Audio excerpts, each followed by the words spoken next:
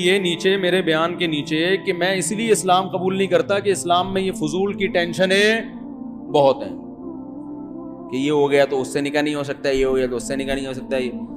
تو بھائی ہمارے لیے یہ ٹینشنیں کیوں ہیں؟ یہ غیرت مند لوگوں کی زندگی ایسے ہی ہوتی ہے کہ جب آپ کے بیٹے کی شادی ہوئی اور بہو بن کے کوئی عورت گھر میں آئی تو اسلام آپ کو یہ اجازت ہی نہیں دیتا کہ آپ اس پہ ہوس کی نگاہ ڈالو. اب آپ نے جب بھی اس کو دیکھنا ہے اپنی بیٹی کی حیثیت سے دیکھنا ہے اور محفوظ ہے. اور یہ بھی اسلام نے بتا دیا بھائی یہ طلاق بھی دے گا تو آپ اس سے شادی نہیں کر سکتے، ہو ہی نہیں سکتا، راستہ بند. تو ہمارے پاس کتنی بڑی دلیل، کسی ایتھیسٹ سے پوچھو کہ یہ غلط ہے، وہ اگر غلط کہے گا تو غلط ہونے کی دلیل نہیں، وہ صحیح کہے گا تو صحیح ہونے کی دلیل نہیں. ہمارے پاس کتنی بہترین دلیل ہے.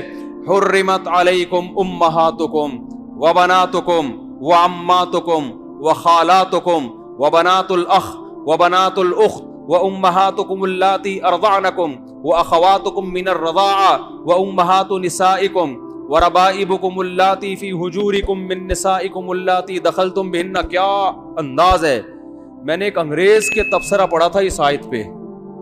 اس انگریز نے لکھا کہ مسلمانوں کے پاس یہ جو آیت ہے نا یہ ایسی خاندانی آیت ہے، خاندانی کا لفظ میں اپنی طرف سے کہہ رہا ہوں، اس کے جو الفاظ کا اپنی زبان میں ترجمہ کر رہا ہوں. اس نے کہا سوچو جس معاشرے میں اس قانون پر عمل کیا جاتا ہوگا کیسا پاکیزہ معاشرہ ہوگا وہ. یہ انگریز کے الفاظ ہیں. اور جس معاشرے کے پاس یہ قانون نہیں ہے وہ بزبان حال یہ کہنا چاہ رہا تھا تو اس معاشرے کی درندگی کا کیا عالم ہوگا، وہ کیسے فیصلہ کرے گی. الفاظ کیا ہیں قرآن کے، آپ اٹھا کے دیکھیں چوتھے پارے کا اینڈ. تم پر حرام کر دی گئی ہیں ہمیشہ کے لیے تمہاری مائیں. کبھی بھی انسان اپنی ماں سے اس قسم کا ریلیشن نہیں کر، ہمیشہ کے لیے حرام.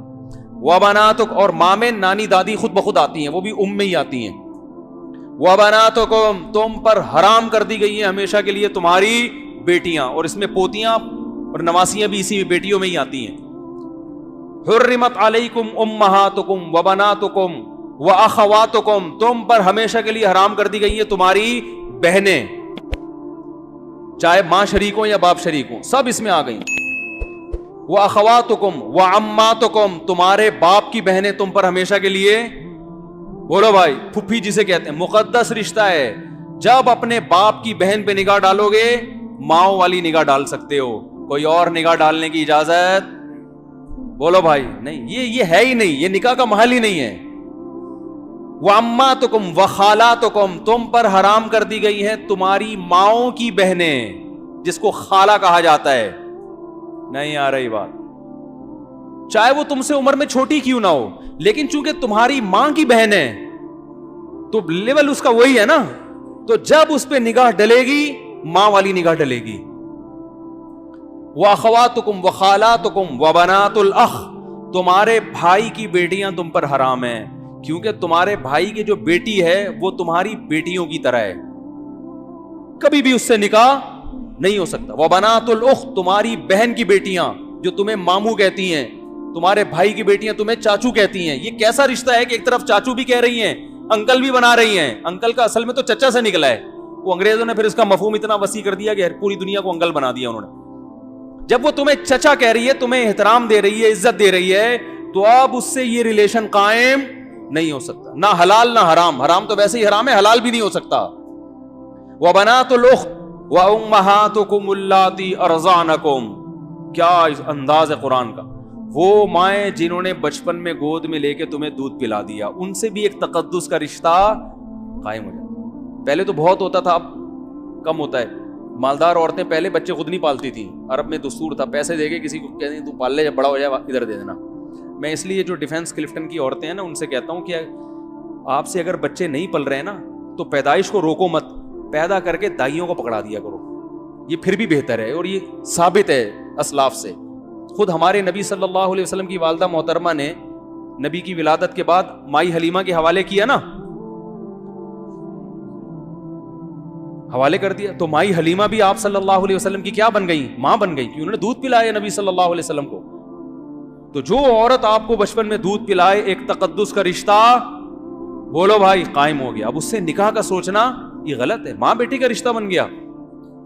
اور اللہ نے کیا فرمایا؟ وَأُمَّهَاتُ نِسَائِكُمْ، تمہاری بیوی کی جو ماں ہے وہ بھی تمہاری کیا ہے؟ مدر ان لا ہے نا.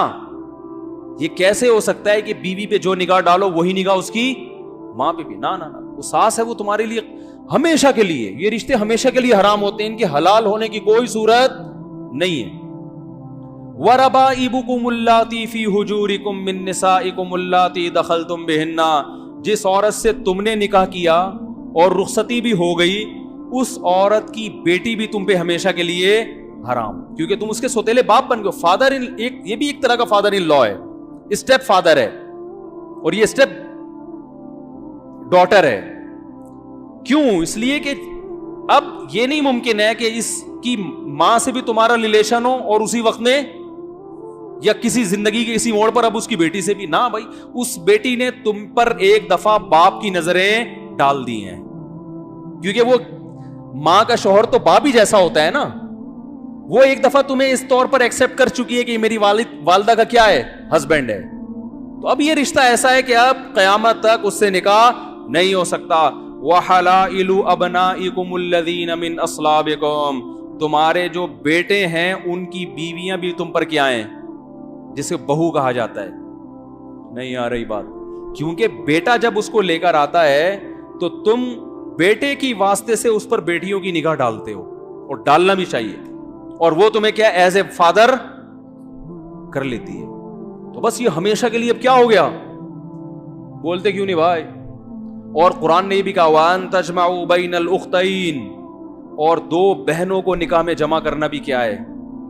کیونکہ ایک عورت سے جب تمہارا کوئی ریلیشن ہے، اس کی موجودگی میں اس کی سگی بہن سے بھی یہ ریلیشن ہو، اس کو بھی اسلام غیرت کے خلاف سمجھتا. ہاں اس سے علیحدگی کے بعد نکاح ہو سکتا ہے، اور حدیث کے مطابق خالہ بھانجی سے بھی ایک ٹائم پہ نکاح نہیں ہو سکتا، پھوپھی بھتیجی سے بھی ایک ٹائم پہ نکاح نہیں ہو سکتا. آگے اللہ نے فرمایا وَأُحِلَّ لَكُم مَّا وَرَاءَ ذَلِكُمْ، اس کے علاوہ جتنے رشتے ہیں تمہارے لیے کیا ہیں؟ حلال. یہ اللہ نے تسلی دے دی. تسلی اس طرح دے دی کہ اللہ اتنے سارے تو نے خواتین کی لسٹ پیش کر دی جن سے نکاح ناجائز ہے، تو ہم تو ساری زندگی نکاح ہی نہیں کر سکیں گے. تو اللہ نے بتایا اس کے علاوہ بہت ہیں، ٹھیک ہے نا، ہول سیل کے حساب سے ہیں، ٹینشن لینے کی ضرورت نہیں ہے. اور خاص طور پر اگر تم مولانا طارق مسعود صاحب کا بیان سنتے ہو پھر تو اس معاملے میں بالکل ٹینشن چھوڑ دو. وہ ہمارے بھانجوں نے کہا تھا نا، ابھی جمعے کو میں نے بیان میں بتایا تھا، 17-18 سال کے ہیں، مجھے کہنے لگے ابے ہمارے لیے کیا پرابلم ہے. وہ گھر میں جا کے ذکر کر رہے ہیں کہ ابھی ہماری آمدن تو کچھ ہے نہیں، تو کچی آبادی میں 2000 روپے کرائے پر کمرہ مل جاتا ہے، کسی بیوہ سے کر لیتے ہیں. تو گھر میں جب ان کی والدہ نے یہ باتیں سنی تو پریشان ہوئی، یار یہ میرے بچے کس قسم کی باتیں کر رہے ہیں. تو ان کے ابا نے کہا کہ جب مفتی طارق مسعود کے بیان میں بیٹھیں گے یہ تو ہوگا،